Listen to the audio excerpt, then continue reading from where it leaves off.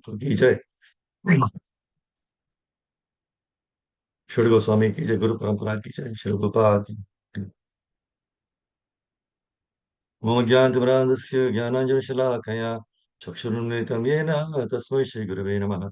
नमो विष्णुपादाय कृष्णप्रेष्ठाय भूतले श्रीमते भक्तिवेदान्तस्वामिनिति नामिने। नमस्ते सारस्वती देवी गौरवाणी प्रचारिणे निर्विशेषशून्यवादी पाश्चात्यदेशतारिणे। जय श्री कृष्ण चैतन्य प्रभु Nityanand Shri Advaita Gadadhar शिवासादि गौरभक्तवृंदा।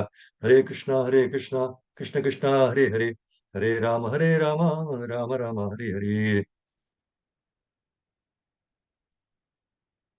Hare Krishna, Buddhist Mataji. So today we'll be discussing from Bhagavad Gita, 11th chapter, 35th verse. So let us recite this verse, 11.35.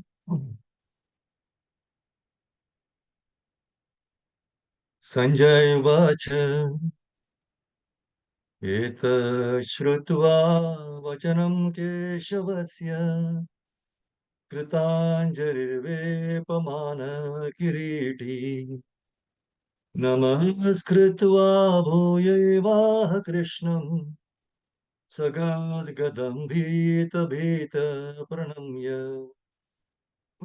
So the translation by Prabhupada ki jai.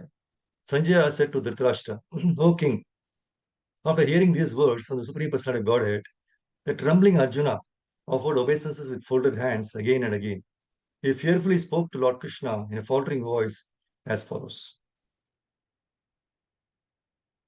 So here we see, that Arjuna began to offer his respectful obeisances to Krishna again and again. So actually, in the previous verse, 34th verse, why is offering this praise like this? In previous verse, Krishna told him, no, Drona, he was seeing that Drona, Bhishma, Jayadat, Karna, and other great warriors have already been destroyed by me. Therefore, kill them and do not be disturbed. Simply fight and you will vanquish your enemies. So therefore, Sanjaya is telling to Dhritarashtra.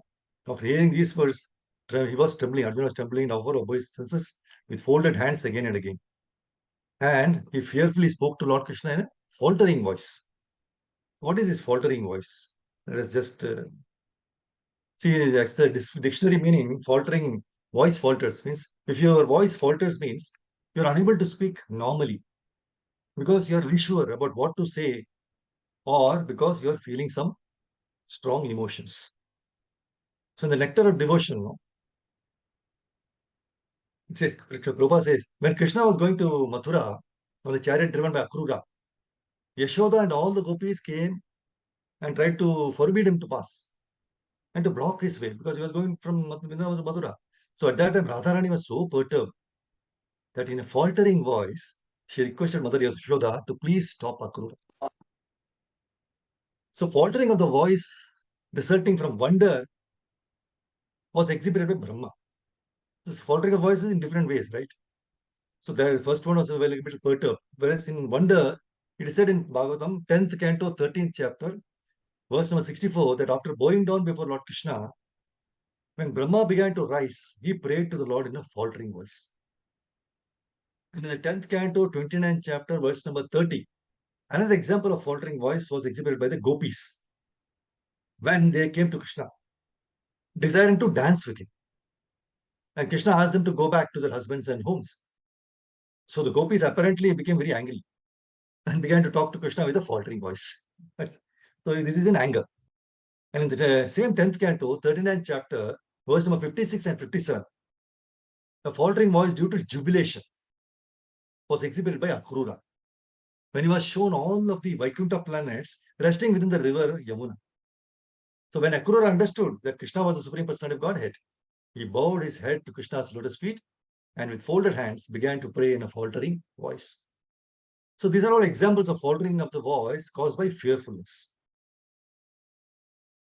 See, even Prahlad Maharaja, he fixed his mind and sight upon Lord Narasimhadeva with full attention in complete trance. And with a fixed mind, Prahlad Maharaj began to offer prayers in love with a faltering voice.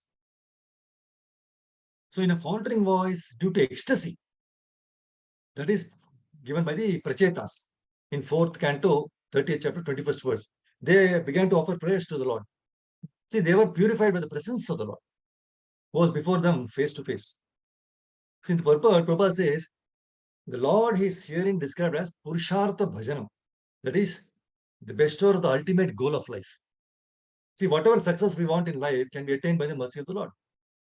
Now, since the Prachetas has already attained the Lord's mercy, they were no longer subject to the contamination of the material modes. The material modes dissipated from them just as the darkness of night immediately dissipates when the sun rises.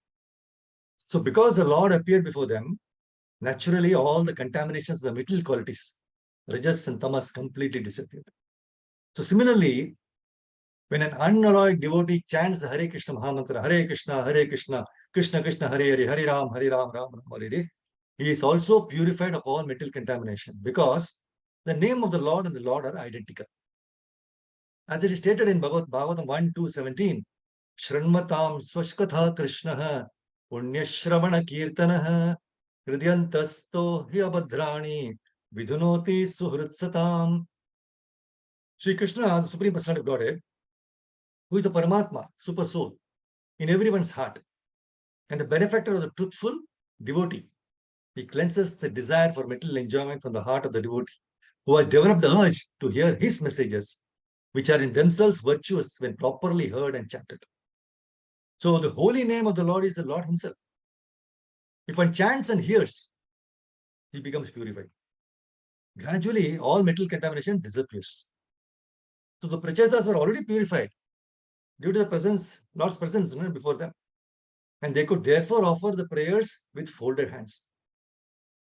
See, as soon as the devotees are engaged in devotional service, they become transcendental. They become transcendental to all material contamination. Immediately, they become, right? As it is confirmed in Bhagavad Gita, Sagunan Samate Taitan Brahma Bhuyaya Kalpati.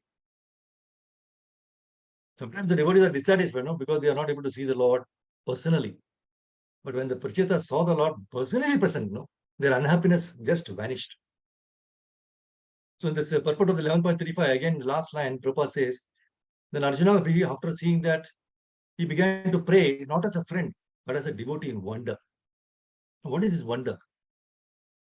See, 3:12:21 of purport, Prabhupada says, King Indra, he wondered how Vritasura could have been elevated to the position of an exalted devotee. He was a demon. See, in fact, Prahlad Maharaj, he was initiated by Narada Muni, and therefore, it was possible for him to become a great devotee, although he was born in a family of demons. And for Vritasura, however, see, Indra could not detect such causes, correct? Just like Prahlad Maharaj. Therefore, he was struck with wonder that Vritasura was such an exalted devotee that he could fix his mind without deviation upon the lotus feet of Lord Krishna Vasudeva. So this is the wonder he is offering. So these are the two good lessons we can take from this verse, right?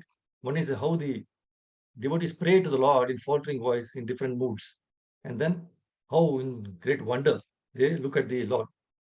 So therefore, in the 11.35 purport, Prabhupada says, as we already explained, because of the situation created by the universal form of the Supreme Personality of Godhead, Arjuna became bewildered in wonder. Thus, he began to offer respectful obeisances to Krishna again and again, and with faltering voice, he began to pray, not as a friend, but as a devotee in wonder. Let's stop here. Thank you, Mr. Bharaji. Granthra Srimad Bhagavad Gita ki jai. Srila Prabhupada ki jai. Nita Gaur Premanande Hari Hari Bo. Thank you, Prabhu Mataji, for this opportunity to glorify the Lord. Hare Krishna. Hare Krishna, Prabhuji. Dandavat Hare pranam. Krishna Prabhuji, Dandavat Pranam Prabhuji. Hare Krishna Prabhuji, Hare Dandavat Krishna, pranam. Prabhuji. Dandavat pranam. Thank you, Prabhuji. Thank you. Hare Krishna Prabhuji, Thank you. Dandavat pranam. Hare Krishna Prabhuji. Dandavat pranam.